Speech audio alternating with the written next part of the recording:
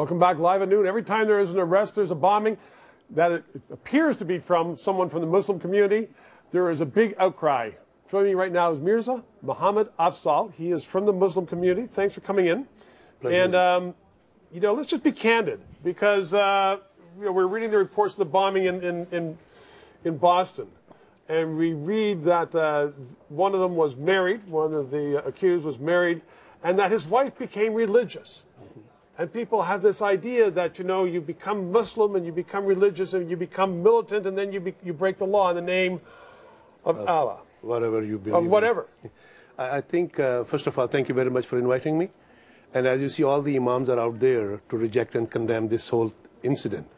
And as an Ahmadi Muslim, we believe in the Messiah, Mirza Ghulam Muhammad, who taught us that this is the time of peace and love and compassion. Now, for somebody to claim that I'm a Muslim or Christian or Hindu, that does not make him religious.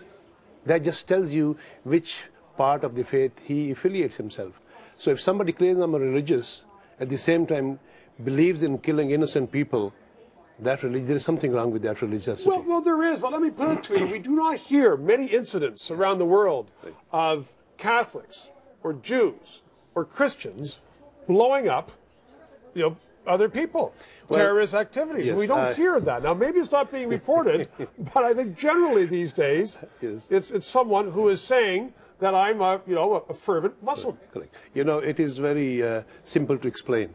This is our time to have a bad name.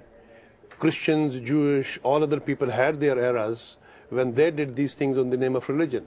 So I'm not sitting here to blame Christianity or Judaism or any other faith.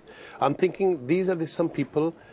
I don't think it's about religion. I think it's about the humanism. People need to understand that any religion in the world does not teach this kind of atrocities being committed against humanity. So as I said, yes, this is a time for Muslims to face it. But can I say just one more thing? You can.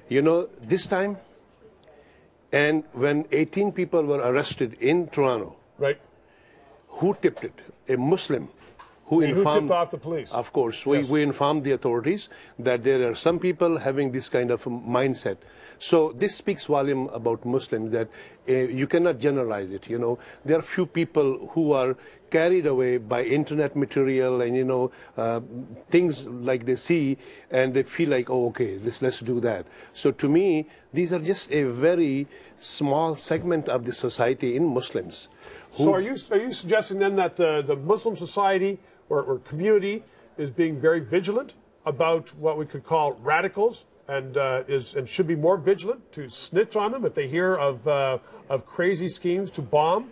I don't think if the snitching is going to help. I think being vigilant and being, believing that this is my homeland. Anything goes against it, I am not going to take it. I'm not going to tolerate it. So they need to inform somebody in the law enforcement. Yeah.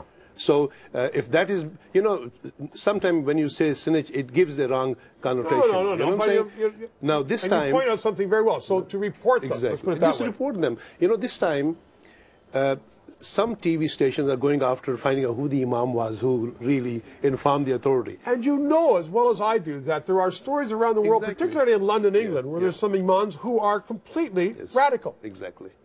So, but what I'm saying is, you'll agree with me that there are some representatives of your religion who are completely off the wall. There are always people in different faiths. They believe in this kind of activities. It does not matter who that faith is. But what I'm saying is in Canada, majority of Muslims and imams, they believe in the peaceful teaching of Islam and they communicate, and we are more involved now with the authorities to let them know, but please don't go after finding who the imam was who leaked the information and gave it to the authorities. Right. He will be in trouble. Oh no, I understand that. So today, and I'm glad that you came in, what is your message to non-Muslim Canadians?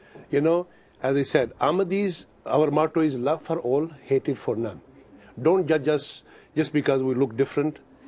I love this country as much as anybody else, and I will do anything to protect this country, fight for it, and live in peace, and make sure that none of my congregation, being an imam, I will not let any of my person, if I visibly see them that he's distracting himself, I will make sure that I go after him and counsel him and let the authorities know that, you know, there is something going on. Please keep an eye. Muhammad, I'm out of time. Thanks for being in Canada. Thanks for coming in today. Thank you very much. Appreciate it. Chatting with you.